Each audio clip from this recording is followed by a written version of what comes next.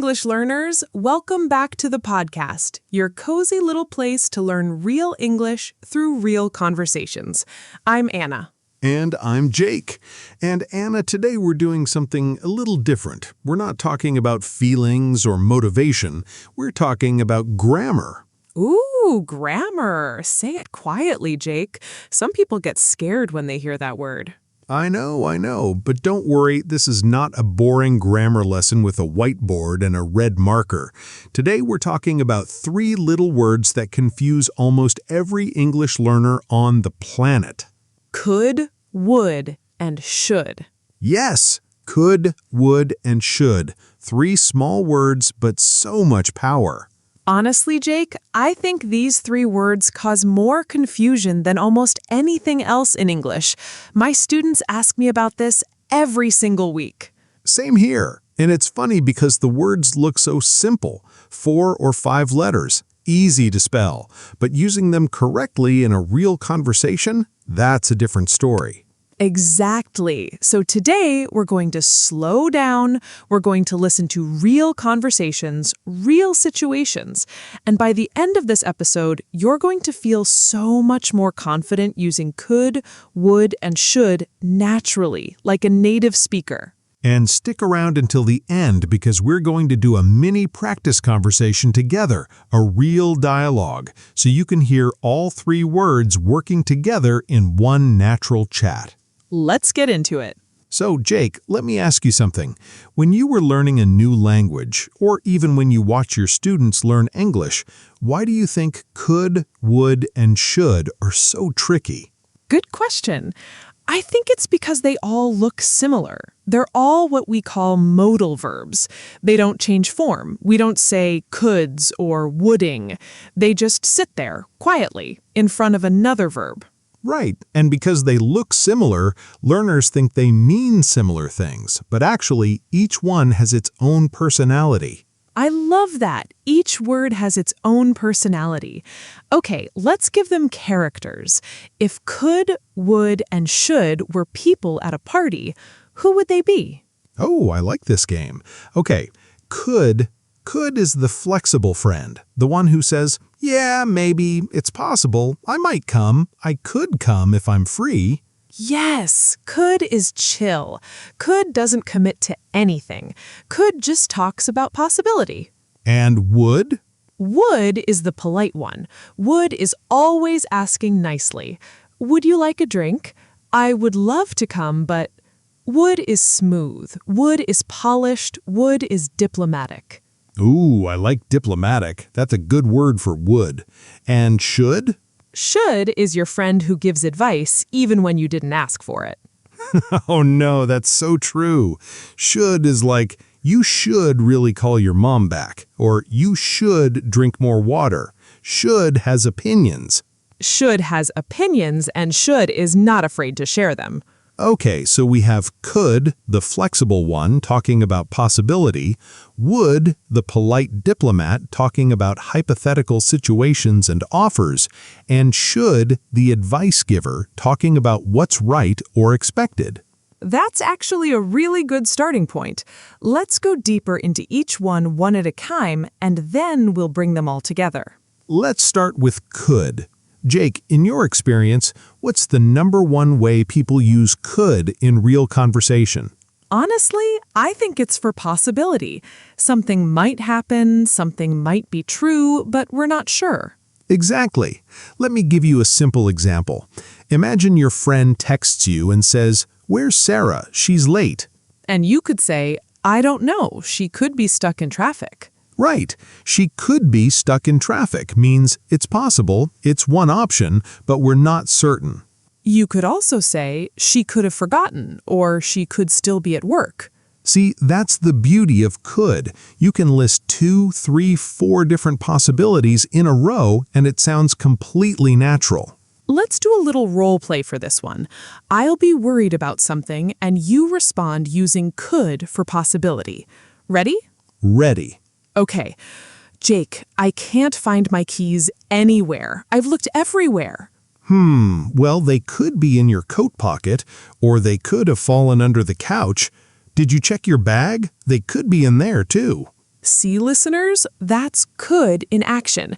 3 different possibilities, one after another, and it sounds so natural. Now, here's something important. Could is not only for the present or the future. Could also talks about past ability. Oh, yes, this is a big one, past ability. Let's explain that clearly. When we talk about a general ability someone had in the past, we use could. Give an example, Anna. Okay, when I was a kid, I could climb trees really fast. Nice. Or, my grandmother could speak 4 languages. Right, that's a general skill in the past. Not one specific time, but a general ability over a period of time. But here's the tricky part, and this trips up a lot of learners. We usually don't use could for one specific successful action in the past. Ooh, explain that, Jake. This confuses so many people. Okay, so imagine this. You took a test yesterday and you passed it. Do we say, I could pass the test yesterday? No, that actually sounds wrong to a native speaker's ear. For one specific completed action, we say, I was able to pass the test, or simply, I passed the test. Exactly. Could works for general ability, like I could swim when I was 5, but for one single specific achievement, we switch to was able to, or just the simple past tense. This is such a small detail, but it makes such a big difference in how natural you sound. Let's do one more role play to practice this difference. Anna, tell me about a general skill you had as a child, and then tell me about one specific time you did something difficult. Okay, as a child, I could ride a bike without hands. I was actually pretty proud of that. Nice. General ability, that's correct use of could. And then, last month, I was able to fix my own sink when it was leaking. I didn't call a plumber.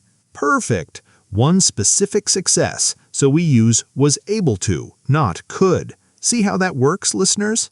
Now, let's talk about another huge use of could, polite requests. Yes, this might be the most common use in daily conversation. When we want to ask someone for something politely, could is our best friend. Give me some examples, Jake. Could you pass the salt, please? Could you help me with this bag? Could I ask you a question? Notice how much softer and more polite these sound compared to, can you pass the salt? Right. Can is not rude, but could adds an extra layer of politeness. It's a little more formal, a little more gentle. This is really useful for situations like asking a stranger for help, talking to your boss, or being polite in a restaurant. Let's practice this in a mini scene. Imagine we're in a coffee shop.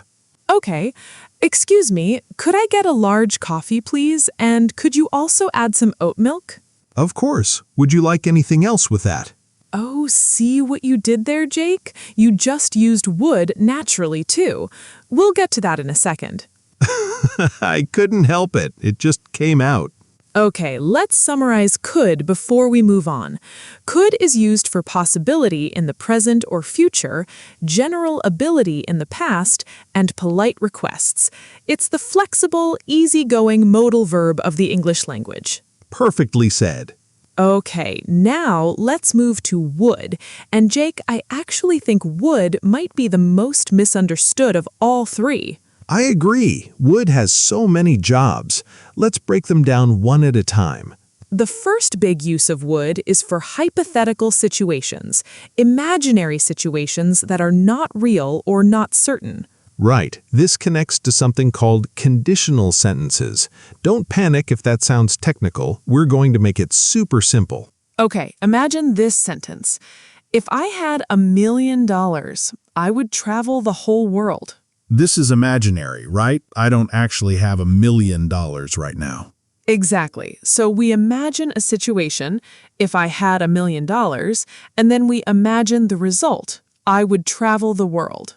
Let's do a fun role play. Jake, if you won the lottery tomorrow, what would you do? Ooh, good question. If I won the lottery, I would buy a small house near the beach. I would also quit my job immediately. Immediately? No 2 weeks notice? 0. I would walk out the door singing. Okay, what about you, Jake? Ask me something with would. Sure. Anna, if you could live in any country for 1 year, where would you live? That's tough. I think I would live in Italy. I would eat pasta every single day, and I would definitely gain some weight, but I wouldn't care.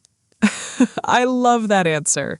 See, listeners, that's would in a hypothetical situation, imagining something that isn't real right now. The second big use of would, and this one is really interesting, is for polite offers and requests, similar to could, but a slightly different feeling. Right. This is super common in daily life. Would you like some coffee? Would you like to sit down? Would you mind closing the window? Notice these all sound warm and polite. Would is often used when we're offering something to someone or asking them nicely to do something. Let's do a quick scene. Imagine you're hosting a guest at your house. Okay, come in, come in. Would you like to take off your shoes? Would you like something to drink? We have tea, coffee, or water. I would love some tea, thank you. Would it be okay if I sat by the window? I love natural light. Of course, please make yourself comfortable. See how smooth and polite that whole conversation sounds? That's the power of would. The third big use of would, and this one is really interesting, is for past habits, similar to used to. Oh, this is a good one.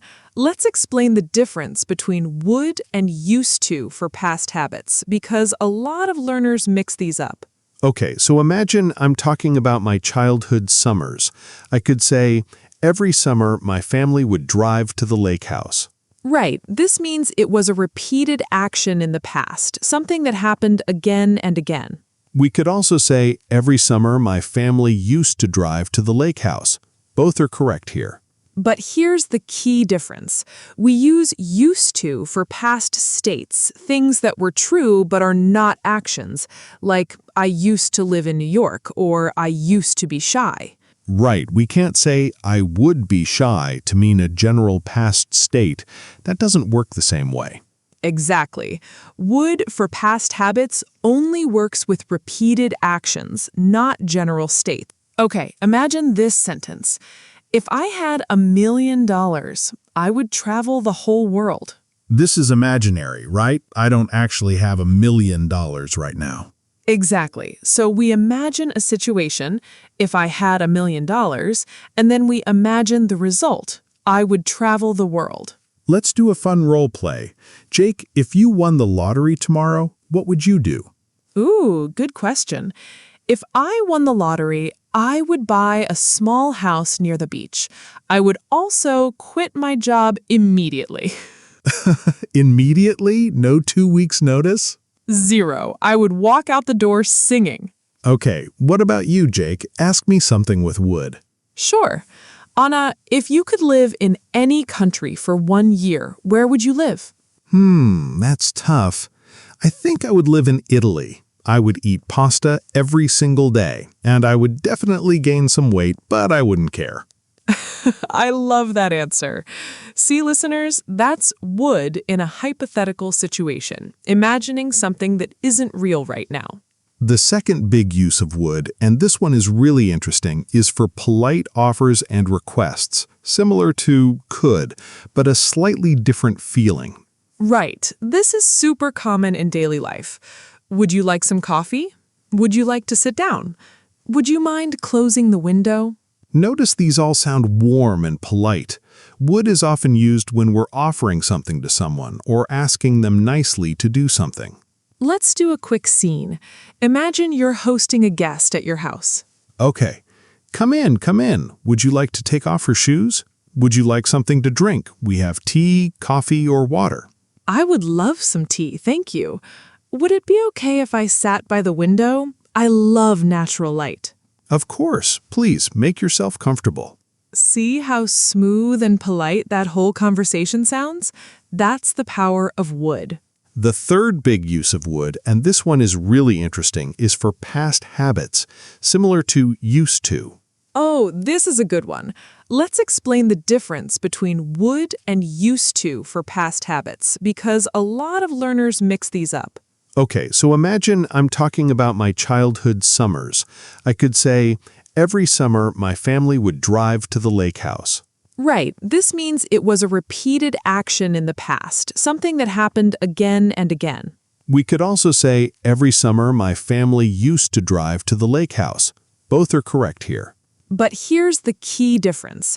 We use used to for past states, things that were true but are not actions, like I used to live in New York or I used to be shy. Right, we can't say, I would be shy to mean a general past state. That doesn't work the same way. Exactly. Would for past habits only works with repeated actions, not general states.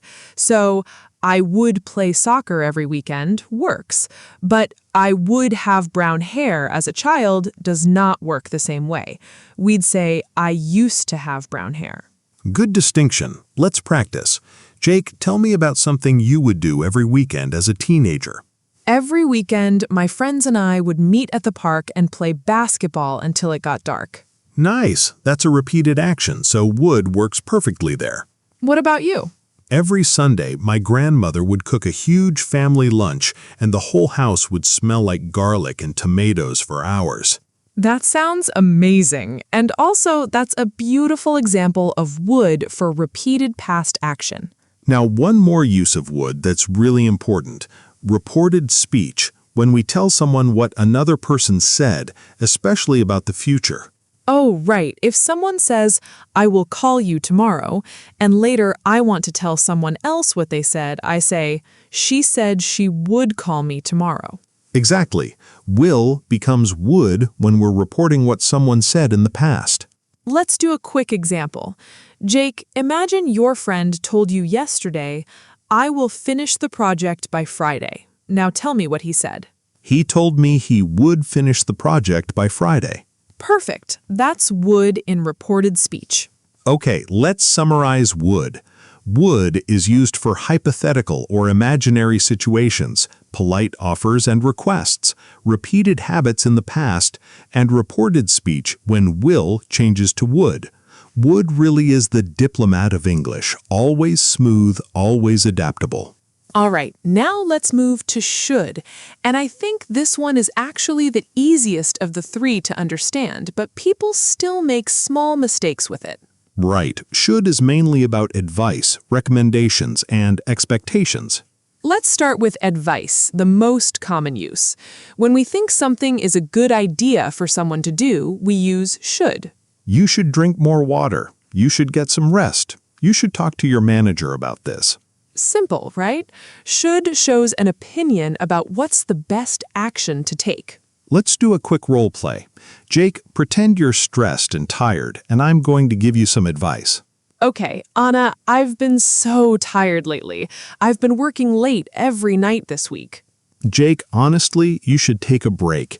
You should go to bed earlier, and maybe you should talk to your boss about your workload. You're right, I probably should. See how natural that is? Should is perfect for giving gentle advice to a friend.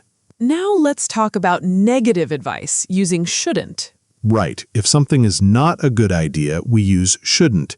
You shouldn't skip breakfast. You shouldn't stay up so late. You shouldn't ignore that email. Let's practice. Jake, give me some advice using shouldn't. Imagine I told you I've been drinking 5 cups of coffee a day. Anna, honestly, you shouldn't drink that much coffee. You shouldn't ignore how your body feels either. Maybe you should try switching to tea in the afternoon. Okay, that's fair advice. The second big use of should is for expectation, when we think something is likely or probably true based on what we know. Oh, this is different from advice. Give an example. Okay, imagine you ordered a package online and the website says it will arrive in 3 days. 2 days have passed. You could say, it should arrive tomorrow. Right. That means based on the information you have, you expect it to arrive tomorrow. It's not advice, it's an expectation, almost a prediction. Let's do a quick scene. Jake, imagine we're waiting for a friend at a restaurant. Anna, where's Mark? He said he'd be here at 7. Well, he left work at 6:30, so he should be here any minute now. Good. I hope traffic isn't bad. He should be fine. This restaurant isn't far from his office. Perfect. That's should used for expectation, not advice. Now, one more important use of should, talking about what is correct, expected, or proper in a system or a rule. Right, like you should wear a seatbelt in the car, or students should arrive on time for class.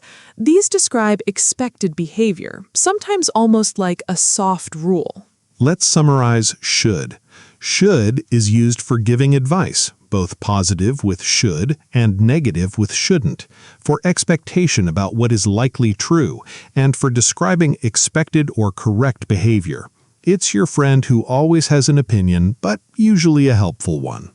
Okay, now this is the part everyone's been waiting for. Let's put all three side by side and really compare them, because I know listeners are thinking, okay, I understand each one alone, but how do I choose the right one in the moment?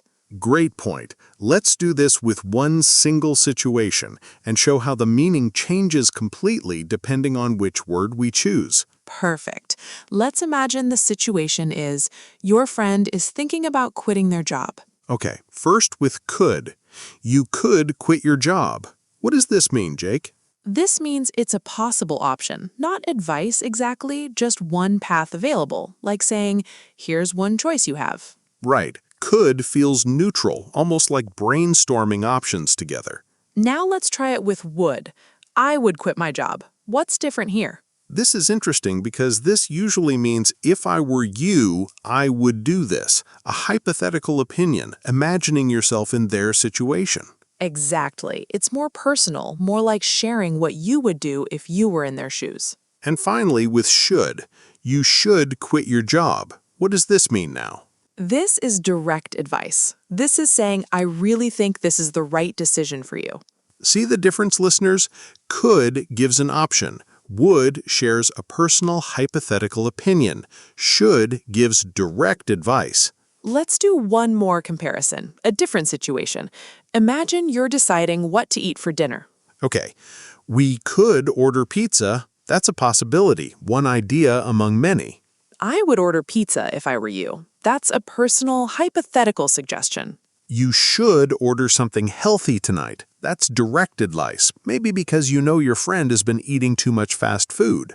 This is such a clear way to see it. Same topic, three different tones, three different feelings. And I think that's the real secret here. It's not just about grammar rules. It's about the feeling and the intention behind what you're saying. Exactly. Could is casual and open. Would is personal and hypothetical. Should is direct and confident. Okay, let's talk about mistakes now, because I think this is really valuable. Jake, what's the most common mistake you hear with these three words? Honestly, the biggest one is mixing up could and can in polite requests, thinking they mean something totally different, when actually could is just a softer, more polite version of can. Right, they're not opposite meanings, just different levels of politeness. Can you help me is fine, friendly. Could you help me is a little more polite, a little more formal. Another huge mistake is saying I would to instead of just I would. Oh yes, this is so common. People say, I would to go to the party, but that's incorrect. The correct form is either I would like to go to the party or simply I would go to the party. Right. Would is followed directly by the base verb, no to in between, unless you're using the phrase would like to. Another mistake, using should for strong obligation when the situation actually needs have to or must. Good point. Should is a recommendation, a good idea. But if something is truly required, like a law or a strict rule, should isn't strong enough. Give an example, Jake. Okay, you should wear a seatbelt sounds like advice, but legally, in most places, wearing a seatbelt is required, so a stronger sentence would be you must wear a seatbelt or you have to wear a seatbelt. Right. Should is a suggestion. Must and have to are requirements. Don't confuse the strength of these words. One more common mistake, forgetting the have in the past hypothetical sentences, like saying, if I would have known, I would have called you, when actually the correct structure is, if I had known, I would have called you. Oh, this is a really advanced point, but so important. In the if clause, the part that starts with if, we use had, not would have. The would have only goes in the result part of the sentence. Right, so the correct pattern is if plus past perfect, comma, would have plus past participle. If I had known, I would have called you, not if I would have known. This mistake is actually really common even among fairly advanced learners, so don't feel bad if you've made it before. Just notice it moving forward.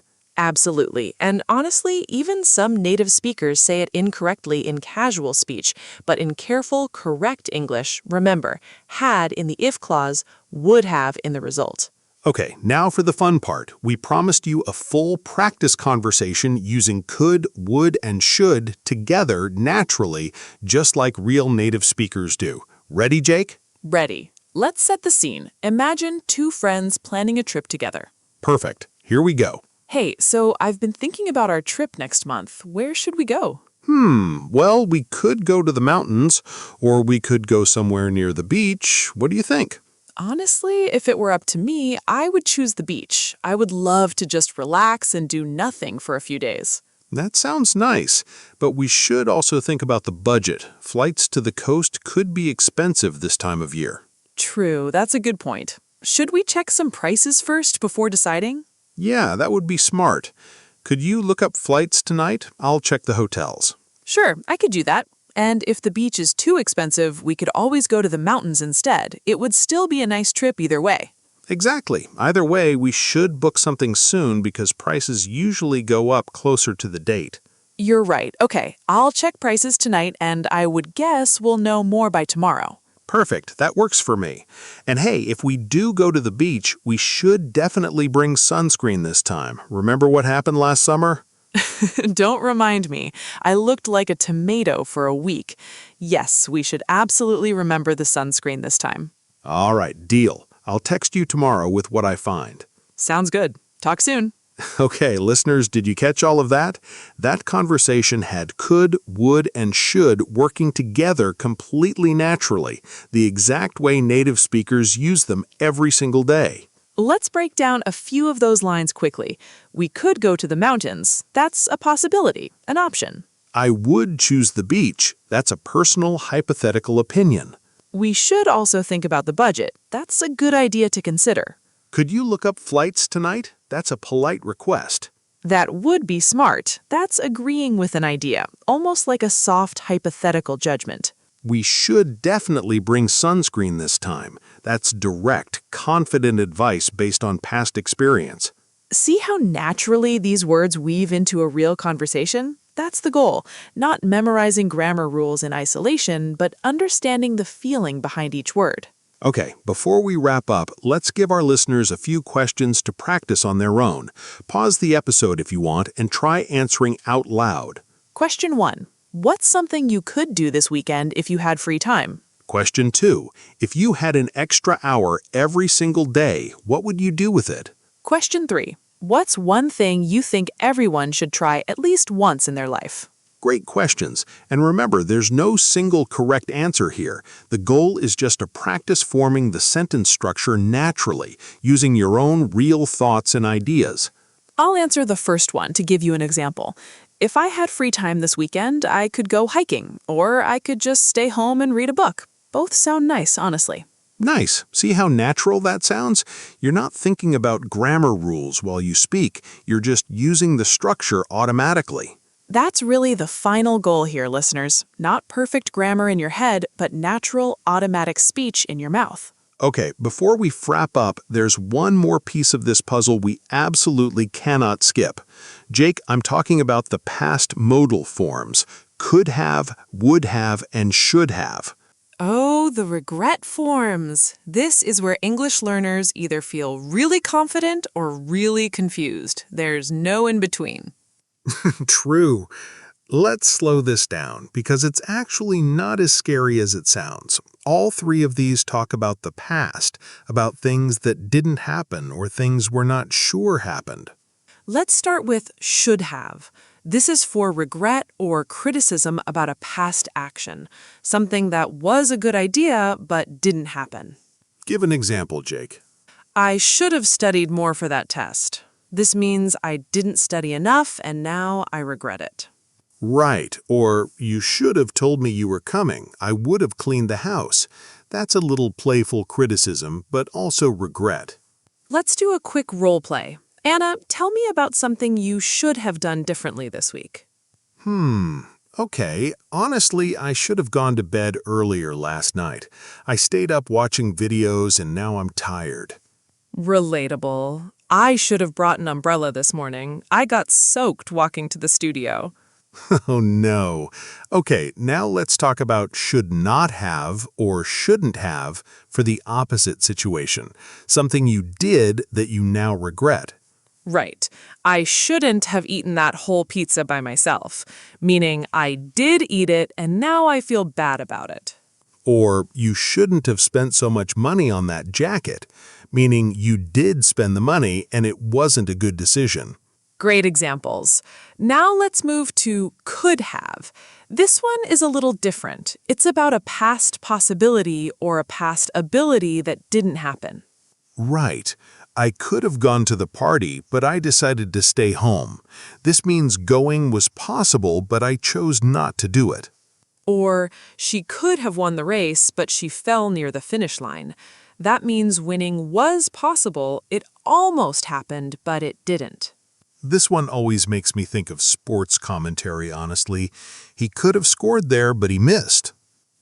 So true. Could have is everywhere in sports talk.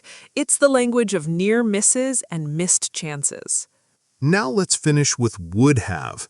This connects back to those hypothetical past conditional sentences we mentioned earlier. Right. If I had known about the party, I would have come. This means the situation didn't happen, I didn't know, so I didn't come, but I'm imagining the different result. Let's put all three together in one quick story to really show the difference. Jake, tell a short story about a missed opportunity using could have, would have, and should have. Okay, let's see. Last year, there was a job opening at a company I really wanted to work for. I should have applied right away, but I waited too long. I could have gotten the position if I had submitted my resume on time. If I had applied earlier, I would have at least gotten an interview. Wow, that's a perfect little story using all three. Should have for regret about not acting quickly, could have for a missed possibility, would have for the imagined result in a conditional sentence. Thanks! And hey, don't feel bad for me, listeners. I found an even better job a few months later. See, everything works out. Okay, let's do one more quick practice round with these regret forms. Just short answers this time. Sure. Anna, tell me one thing you should have done yesterday. I should have called my sister back. She left me a message 2 days ago. Tell me one thing that could have happened differently in your week. I could have taken a different route to work and avoided all that traffic. And one thing that would have happened if your week went differently. If I had left 10 minutes earlier every day, I would have had so much less stress this week. Honestly, that's a lesson for all of us. Okay, let's have a little fun before we wrap up. I want to play a quick round of Would You Rather with you, Jake, because this game is actually amazing practice for the word would. Oh, I love this game. Okay, hit me with the first one. Would you rather be able to fly or be able to become invisible? Ooh, tough one. I think I would rather fly. Imagine never being stuck in traffic again. Good choice. Okay, your turn. Ask me one. Would you rather live without music or live without movies? Oh, that's painful. I think I would rather live without movies. I could never give up music. Fair enough. Okay, one more. Would you rather always be 10 minutes late or always be 20 minutes early? Definitely 20 minutes early. I would rather sit and wait than rush and stress. Same, honestly. Okay, listeners, try this game with a friend or even by yourself. Ask yourself a few would you rather questions out loud and answer using I would rather. It's such a natural, fun way to practice the structure. And notice we're not even thinking about grammar while we play. That's the whole point. Once a structure becomes a game, it becomes automatic. All right, let's answer a couple of questions that learners often ask us about these three words. Jake, what's a question you get a lot? A big one is, can I use could instead of would in polite requests? Is there a difference? Good question. Honestly, in most everyday situations, both work fine. Could you help me and would you help me are both polite. The tiny difference is that could focuses slightly more on ability or possibility. Are you able to help me? While would focuses slightly more on willingness. Are you willing to help me? That's a subtle difference, but a good one to know. What about another common question? People often ask, is it rude to use should when giving advice to someone older or someone in authority, like a boss? That's a great question. And honestly, yes, should can sometimes feel too direct or too strong when speaking to someone in a position of authority. In those situations, it's often softer to say something like, maybe you could consider, or have you thought about, instead of you should. That's such a useful, practical tip. Softening language matters a lot in professional settings. Another common question, what's the difference between should and had better? Ooh, good one. Had better is actually stronger than should, and it often suggests a warning, like there could be a negative consequence if the advice isn't followed. You should bring an umbrella is a suggestion. You had better bring an umbrella, it's going to storm. Sounds more urgent, almost like a warning. Great distinction. Okay, one final listener question. Why do we sometimes hear, I should think so, or I would think so in British English? What does that mean? This is a nice bit of natural, idiomatic English. I should think so, or I would think so, is a way of agreeing with something, almost like saying, of course, or I would assume that's true. It's more common in British English, and it's a nice phrase to recognize when you hear it, even if you don't use it yourself every day. Such great questions. Okay, I think that covers a lot of ground for today's episode. Okay, before we wrap up, let's do a few more short scenes in different everyday situations, because the more contexts you hear these words in, the more natural they'll feel to you. I love this idea. Let's do a workplace scene first.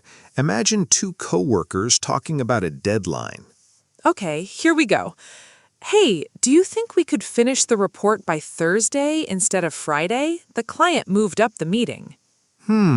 That would be tight, but I think we could do it if we split the sections. You should probably start with the data section since that takes the longest. Good idea. And we should also let the design team know early so they're not surprised later. Agreed. I'll message them now. If we stay focused, we could actually finish by Wednesday and have a full day to review everything. That would be amazing. Okay, let's get started. Nice scene, right? Notice how naturally could, would, and should moved through a totally normal workplace conversation. Let's do a travel scene next. Imagine two friends at an airport dealing with a delayed flight. Okay. This delay is so annoying. What should we do? We have like 3 hours to kill. Well, we could grab some food. There's a nice-looking cafe over there. Or we could just find some seats and rest.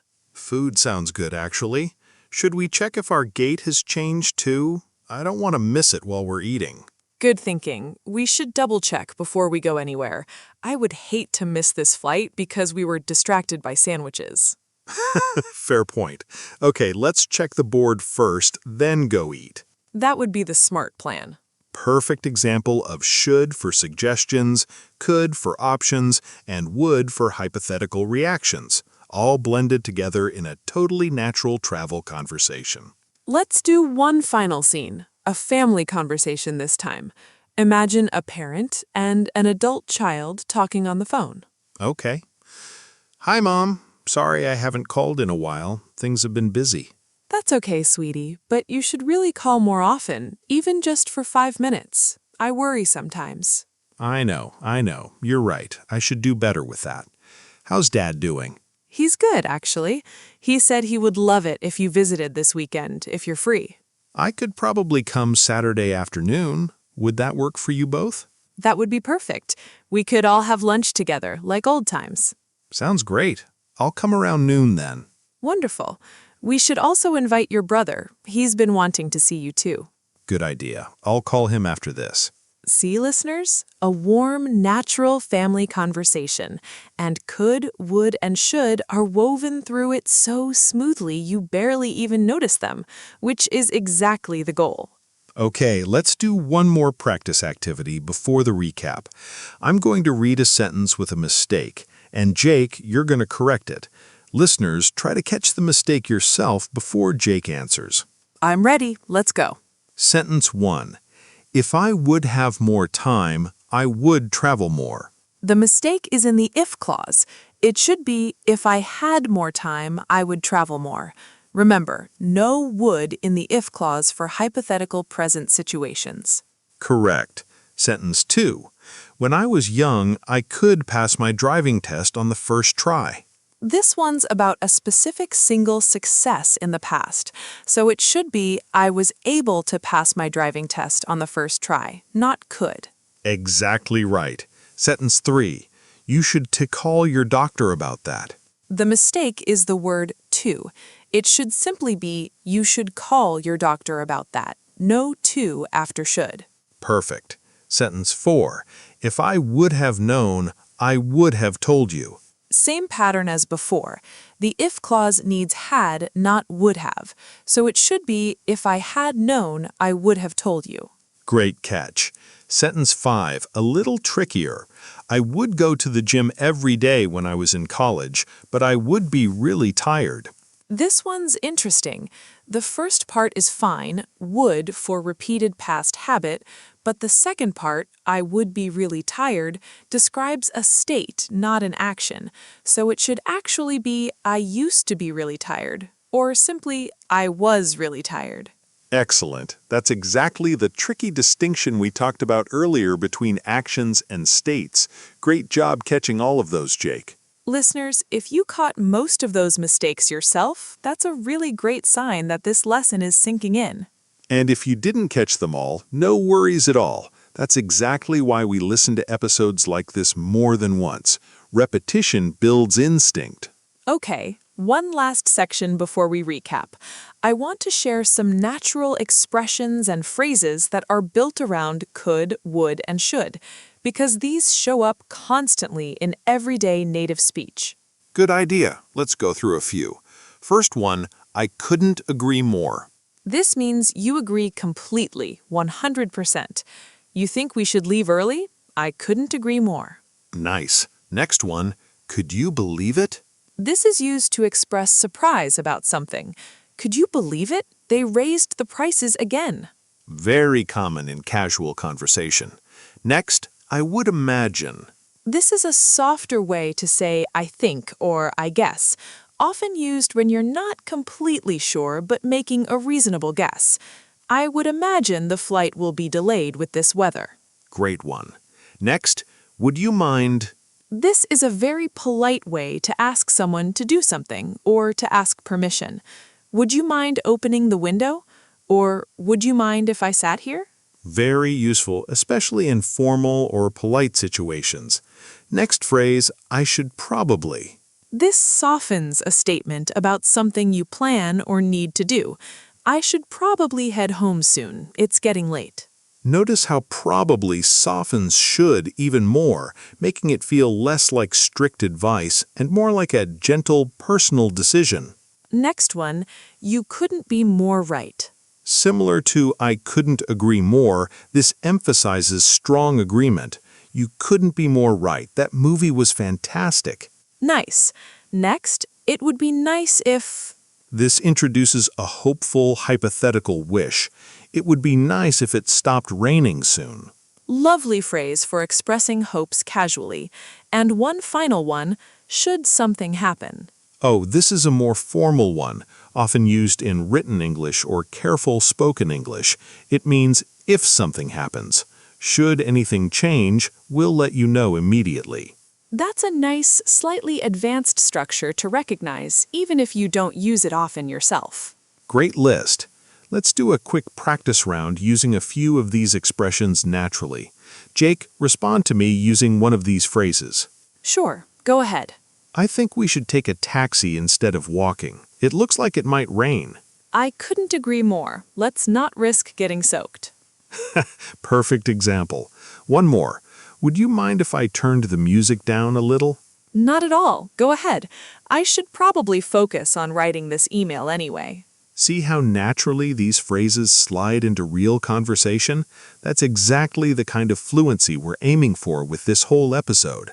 All right. Before we close, let's do one final little story, a longer one this time, weaving together everything we practiced today. I'll tell it, and try to notice every single use of could, would, and should as you listen. I'm ready. Go for it. Okay, so last spring, I was thinking about changing my daily routine completely. My friend told me, you should really try waking up earlier. Mornings could change your whole mood. At first, I wasn't sure. I thought if I woke up earlier, I would just be tired all day. And honestly, I should have trusted her because she was right. Foreshadowing already. Right? The first morning was rough. I could barely open my eyes, and I definitely shouldn't have set my alarm for 5:30 on the very first day. That was way too ambitious. I should have started slower, maybe 6:30, and worked my way down gradually. That's actually really good advice for anyone starting a new habit. Right? But by the second week, something changed.